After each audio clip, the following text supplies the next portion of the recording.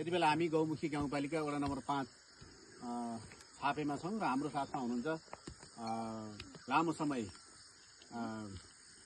भारतीय पुलिसमा चाहिँ सर्भिस पश्चात चाहिँ गाउँमा बसेर समाजसेवा र कृषि तथा जडीबुटी कार्यक्रम आफ्नो चाहिँ कार्यलाई चाहिँ लगातार अगाडि बढाइराख्नुभएका हाम्रा चाहिँ अगुवा किसान तथा समाजसेवी व्यक्तित्व रुमान सिंह कौर हाम्रो साथमा हुनुहुन्छ। नमस्ते।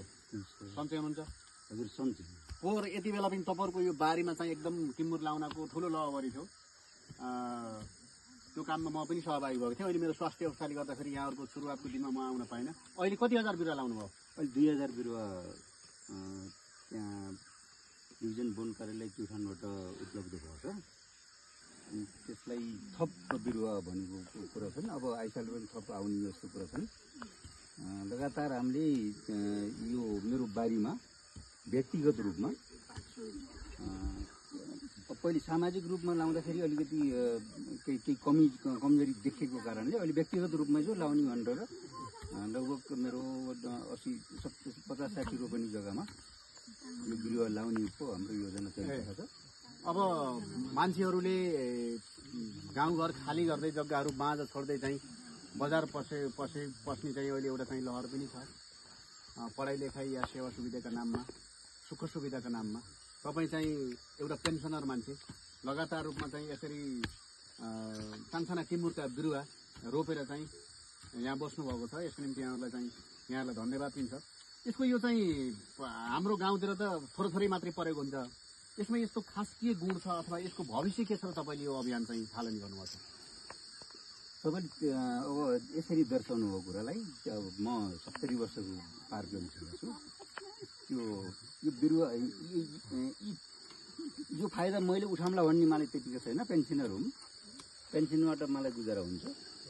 तर भविष्यमा हाम्रो गाउँठाउँमा हाम्रो छरछिमेकले अलिकति यसको बारेमा बुझ्नु होला भनेर यसको गेडाको औषधि जो उपयुक्त हुन्छ, यसको तेल निस्किन्छ। मलाई यतिका ध्यान रहेन, त्यसको वैज्ञानिक नाममा त्यतिका ध्यान रहेन। यसको तेल उत्पादन हुन्छ, लगभग 15-20 हजार रुपियाँ लिटर तेल हुन्छ। यो लाला ग्रन्थि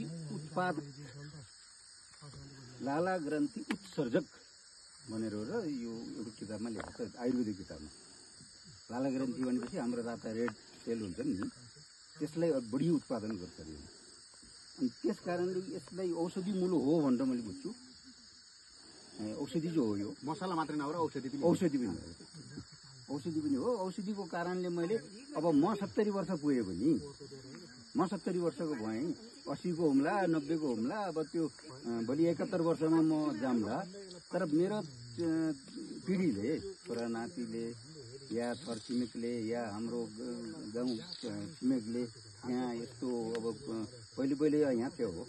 पहिले हाम्रो यो जङ्गलमा धेरै टिमुरहरू थिए। काँडा बिचेपछि त्यो रागिएर र त्यो मान्छे बिरामी हुन्छ, खुट्टोमा टेक्नै हुन्न, यस्ता समस्या भएर फाड्ने, काट्ने, फ्याँक्ने भयो। अनि त्यो प्रक्रियाले हामीलाई अलिकति घाँटा पारे जस्तो लाग्छ। पहिले हाम्रो जिजुबाजेले अलिकति टिमुर जम्मा गरेर पत्थरकोटमा लगेर हामीले नुन साटेर ल्याएको पनि जमाना थियो। त्यो त्यति बेला तिनीहरूले के गर्थे त्यो मलाई थाहा छैन।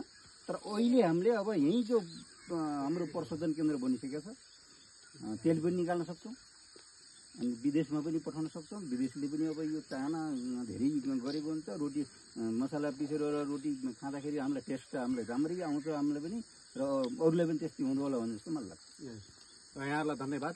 यो जिल्ला वन कार्यालय प्युठानलाई पनि हामी एकदम धेरै धन्यवाद दिन चाहन्छौँ कि उक्त कार्यालयले चाहिँ पटक किसानहरूलाई उत्साह थप्नको निम्ति र यो कार्यक्रममा लागेका साथीहरूलाई सहयोग स्वरूप चाहिँ जुन यसरी बिरुवा उपलब्ध गराएको छ, उहाँहरूलाई पनि हामी यही भिडियो मार्फत नै हार्दिक धन्यवाद दिन चाहन्छौँ। र रुमान सिंह कौर जो हामी पछिल्लो पुस्ताको चाहिँ यो विशेष गरी कृषि तथा जडीबुटीका निम्ति चाहिँ उहाँ एउटा प्रेरणाको स्रोत हुन्छ।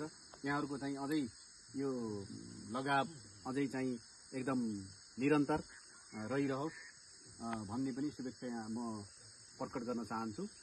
र यो कार्यक्रमको आगामी प्रगतिका विषयमा यसको फाइदा बेफाइदाका विषयमा हामीहरूले चाहिँ पटक पटक यहाँहरूका बिचमा चाहिँ जानकारी सेयर गर्दै राख्नेछौँ। धन्यवाद।